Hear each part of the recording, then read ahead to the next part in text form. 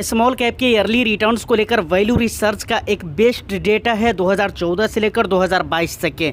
वो डेटा मैं आपके सामने रखूंगा और आज की वीडियो में हम यही जानने की कोशिश करेंगे कि फ़िलहाल जो मार्केट में ये सारी चीज़ें हो रही हैं, स्ट्रेस टेस्ट वगैरह हुआ, उसके बाद मार्केट में गिरावटें हो रही हैं, कभी कुछ हो रहा है कभी कुछ हो रहा है, मतलब समझ में नहीं आ रहा है कि मार्केट में चल क्या रहा है। तो ये डेटा मैं आपके सामने रखूंगा और उसी के अकॉर्डिंग कुछ इंपॉर्टेंट पॉइंट के ऊपर मैं बातें भी करूंगा कि स्मॉल कैप और मिड कैप इन्वेस्टमेंट को लेकर स्ट्रैटेजी क्या होनी चाहिए। इसके अलावा और भी बहुत सारी बातें होने वाली है, तो एक लाइक कर दीजिए क्योंकि वीडियो बहुत ही इन्फॉर्मेटिव होने वाली है। शेयर भी कर दीजिए। चैनल को अगर सब्सक्राइब नहीं किया है तो चैनल को भी ज़रूर सब्सक्राइब कर लीजिए। देखिए, ये वीडियो हम इसलिए बना रहे हैं और जो भी हमारे व्यूवर्स हैं, सब्सक्राइबर्स हैं, मैं आपको ये कहना चाहता हूँ, बहुत सारे लोग ये पूछ रहे हैं कि फ़िलहाल स्मॉल कैप और मिड कैप के साथ क्या करना चाहिए, किस तरह की स्ट्रैटेजी होनी चाहिए, नए पोर्टफोलियो बना रहे हैं तो वहाँ पर क्या होना चाहिए, चीज़ें क्या कैसी रखनी चाहिए, और अगर पुरानी पोर्टफोलियो हैं तो उसके साथ क्या करना चाहिए। ये सारा डिटेल्स हमारे को शो करना है इस वीडियो में, तो ये सारा मैं आपको बताता हूँ। लेकिन उससे पहले ये डेटा जिसके बारे में हम बात कर रहे हैं वो मैं सबसे पहले आपको दिखला देता हूँ कि 2014 से लेकर 2022 तक स्मॉल कैप के रिटर्न्स कैसे रहे हैं ईयरली तौर पे, मतलब ईयरली औसतन कितने परसेंट का रिटर्न्स दिया है। तो सबसे पहले अगर हम 2014 की बात करें तो 2014 में स्मॉल कैप कैटेगरी के फंड्स के औसतन जो रिटर्न्स रहे हैं वो रहे 87%, 87% का रिटर्न्स दिया है। 2015 की अगर बात की जाए तो 10.32% का रिटर्न्स दिया है। वहीं 2016 में स्मॉल कैप कैटेगरी के फंड्स के जो औसतन रिटर्न्स रहे हैं वो रहे 5.18% का। 2017 की अगर बात की जाए तो 2017 में 54.54% का रिटर्न्स दिया है स्मॉल कैप कैटेगरी के फंड्स ने। उसके बाद बात आती है 2018 की, तो 2018 में स्मॉल कैप कैटेगरी के फंड्स ने 18.71%, 18.71% का नेगेटिव रिटर्न्स दिया है। जी हाँ, नेगेटिव रिटर्न्स दिया है। 2019 की बात की जाए तो 2019 में भी 1.47% का नेगेटिव रिटर्न्स रहा है। उसके बाद 2020 में स्मॉल कैप कैटेगरी के फंड्स के औसतन रिटर्न्स 30.50%, 30.50% का रहा है, जो कि पॉजिटिव रिटर्न्स रहा है। 2021 की बात करें तो 63.1% का पॉजिटिव रिटर्न्स रहा है। उसके बाद 2022 में स्मॉल कैप कैटेगरी के फंड्स के औसतन जो रिटर्न्स रहे हैं वो पॉजिटिव में नहीं रहे हैं, वो भी नेगेटिव में रहे हैं। देखिए, अब मैं इस डेटा के जरिए आपको क्या कहना चाह रहा हूँ, आप समझिए बात को। मैं ये कहना चाह रहा हूं कि जो लोग अभी इस तरह की बातें पूछ रहे हैं या बातें कर रहे हैं कि फ़िलहाल में मार्केट में क्या स्ट्रैटेजी इख्तियार करना चाहिए मिड कैप और स्मॉल कैप इन्वेस्टमेंट को लेकर, तो मैं आपको ये बताना चाह रहा हूं कि 2018 में क्या हुआ था।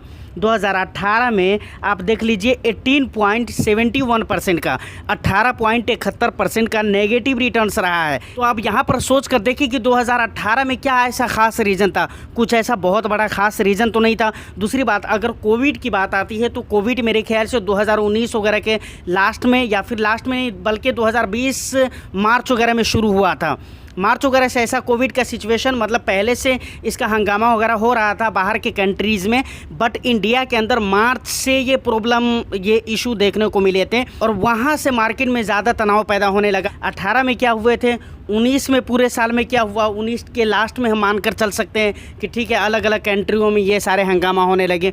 तो यहाँ पर मैं बताना आपको ये चाह रहा हूँ कि स्मॉल कैप और मिड कैप में अगर आप इन्वेस्टमेंट करते हैं तो ये चीज़ें आपको पहले से सोच कर रखना पड़ता है कि भाई मार्केट में कभी भी सिचुएशन कुछ भी हो सकते हैं और उसके लिए आपको हमेशा प्रिपेयर रहना पड़ेगा। तो यहाँ पर कुछ साल ऐसे हैं जहाँ पर आप ये कह सकते हैं कि भाई कुछ इश्यूज थे जिसकी वजह से वहाँ पर नेगेटिव रिटर्न्स मिले, लेकिन कुछ साल ऐसे हैं, जैसे ख़ास तौर पे मैं 2018 की बात करूँ तो कुछ ऐसा बहुत बड़ा रीज़न नहीं था जिसकी वजह से 18% का नेगेटिव रिटर्न्स देखने को मिल जाए, प्लस 2022 में भी नेगेटिव रिटर्न्स रहा है। तो ये सारी चीज़ें सोचने वाली है और ये डेटा हमारे को यही कह रहा है कि आपको स्मॉल कैप और मिड कैप में अगर इन्वेस्टमेंट करना है तो बिल्कुल प्रिपेयर रहना पड़ेगा, या नहीं तो आप अपनी पोर्टफोलियो को ऐसे डाइवर्सिफाइड करके रखिए जिससे आपको प्रॉब्लम ही नहीं हो, टेंशन ही ना हो। अब अगर फिलहाल के मार्केट सिचुएशन के हिसाब से अगर बात की जाए कि अब भी स्मॉल कैप और मिड कैप को लेकर क्या स्ट्रैटेजी होनी चाहिए, सबसे पहले मैं उनकी बात करता हूँ जिनकी ऑलरेडी पोर्टफोलियो बन चुकी है, वो बना चुके हैं। अगर आपने ऐसा कर दिया है कि उसमें बहुत सारे स्मॉल कैप आपने मतलब रख दिया है, ऐड करके रखा हुआ है, मिड कैप ऐड करके रखा हुआ है, तो जो आपकी पोर्टफोलियो है जो आपने शुरू में सोच समझ कर बनाया था तो ठीक है, उसको आप रेगुलर लंबे समय तक के चलने दीजिए, वहाँ पर किसी तरह की कोई छेड़खानी नहीं करनी है। दूसरी बात, जो लोग अभी नया बनाने के बारे में सोच रहे हैं उनसे मैं कहूँगा कि कल की जो हमारी वीडियो है उसका लिंक आपको डिस्क्रिप्शन में मिल जाएगा, उसको आप देख लीजिए। उसमें फाइनली बहुत सारी बातें जो कि इम्पोर्टेंट है, इसलिए मैं बोल रहा हूँ कि आपको उस वीडियो को ज़रूर ही देखना चाहिए। शॉर्ट में मैं सिर्फ इतना कह देता हूँ कि फ़िलहाल मार्केट में जो सिनेरियो बन रहे हैं, जिस हिसाब किताब से कंडीशन बन रहे हैं, मुझे लगता है कि स्मॉल कैप सिर्फ आपको लंबे समय के लिए आप इन्वेस्टमेंट कर रहे हैं तो रखिए, कोई दिक्कत वाली बात नहीं है, रिटर्न्स वहाँ से भी मिलेंगे।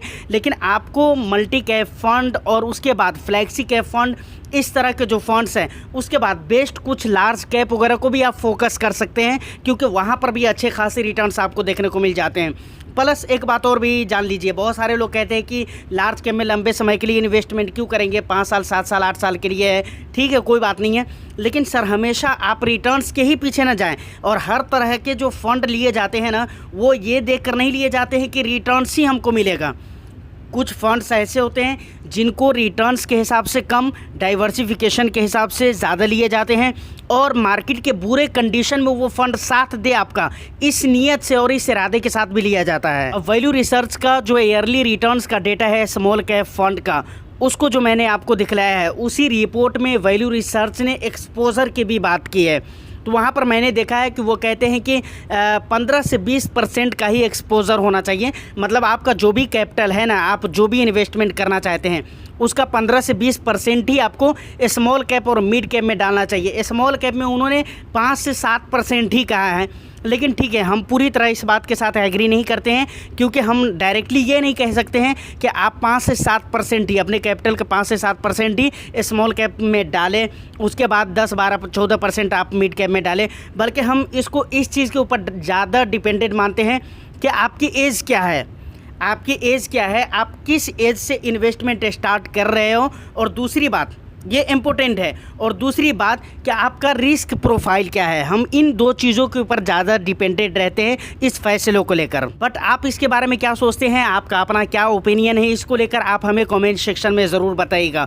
उसके बाद कल के डेट में मार्केट में गिरावट भी हुई है, तो वहाँ पर कई सारे लोग कह रहे हैं कि लमसम कर देना चाहिए। भाई काहे का लमसम करना चाहिए, मिड कैप में तो कुछ गिरावट नहीं हुई है, ठीक है, बहुत ज़्यादा का उछाल नहीं देखने को मिला है, लेकिन बहुत ज़्यादा गिरावट भी तो नहीं हुई है। उसके बाद स्मॉल कैप में मेरे ख्याल से 0.11% वगैरह की गिरावट हुई है।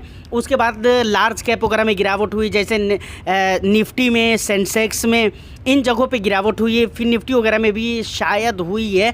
तो बहुत ज़्यादा की गिरावट नहीं है, कहना मैं ये चाह रहा हूँ। तो भाई काहे का लमसम यहाँ पे, अगर आप ये सोच रहे हैं कि ठीक है मार्केट ऑलरेडी बहुत ज़्यादा मतलब गिर चुकी है, इस हिसाब किताब से थोड़ी बहुत अभी भी गिरी है, और ऑलरेडी तो कई % तक मार्केट पहले से गिर चुकी है, तो हमें लमसम कर देना चाहिए, तो मैं ये कहूँगा कि ऐसा नहीं है। मिड कैप और स्मॉल कैप की मार्केट अभी भी वैल्यूएबल है, अभी भी आपको धैर्य रखने की ज़रूरत है, बहुत जल्दीबाजी करने की ज़रूरत नहीं है। हाँ ठीक है, अगर आपको लगाना ही है पैसे, जल्दीबाजी है, तो आपके जो ऑलरेडी फंड है, मतलब आपकी पोर्टफोलियो में ऑलरेडी आप किसी फंड के साथ इन्वेस्टेड हैं, तो वहाँ पर थोड़ा बहुत पैसा आप ऐड कर सकते हैं न्यू इन्वेस्टमेंट के रूप में। अगर आप लमसम के ज़रिए इन्वेस्टमेंट करना चाहते हैं तो मैं ये नहीं कहूँगा कि सही टाइम है अभी और अभी आपको लमसम करना चाहिए। SIP की बात है तो SIP आप कभी भी कर सकते हैं, कॉन्सेप्ट ही इसलिए कि मार्केट के किसी भी लेवल पर आप स्टार्ट कर सकते हैं। तो लास्ट में अगेन मैं कहना चाहूँगा कि अगर आप अपनी न्यू पोर्टफोलियो बनाने के बारे में सोच रहे हैं तो मैंने डेटा वगैरह रख दिया है, इन सारी चीज़ों के आधार पर आपको सोचना है और पोर्टफोलियो स्मार्टली बनाने की कोशिश करिए। सीधा सीधा डायरेक्टली हमें रिस्क नहीं लेना चाहिए, स्मार्टली रिस्क लीजिए, इस हिसाब किताब से लीजिए कि अगर कुछ बुरा कंडीशन आए तो वहाँ पर आपके रिटर्न्स भी ख़राब ना हो, बहुत ज़्यादा नुकसान भी ना हो, लेकिन जब मार्केट के अच्छे कंडीशन हो तो वहाँ पर रिटर्न्स के साथ किसी तरह का कोई कंप्रोमाइज़ भी ना किया गया हो। और ये कैसे पॉसिबल है, इसके लिए आपको वीडियो की डिस्क्रिप्शन में जो लिंक है जिसके बारे में मैं पहले बोल चुका हूँ, उस वीडियो को देख लीजिए। मुझे लगता है कि बहुत हद तक आप सेटिस्फाइड हो जाएंगे। फिर भी अगर किसी तरह की कोई दिक्कतें आती है तो आप हमें कमेंट सेक्शन में बता सकते हैं, या फिर इंस्टाग्राम का लिंक डिस्क्रिप्शन में मिल जाएगा, वहाँ से भी कनेक्ट कर सकते हैं। तो फिलहाल उम्मीद करता हूँ कि वीडियो आपको अच्छी लगी हो। अगर वीडियो अच्छी लगी है तो एक लाइक ज़रूर करिए, शेयर कर दीजिए। चैनल को अगर अभी तक सब्सक्राइब नहीं किया है तो चैनल को सब्सक्राइब कर ले। मैं फिर मिलता हूँ किसी नेक्स्ट एंड इंटरेस्टिंग वीडियो में। जब तक के लिए all the best. Thank you for watching.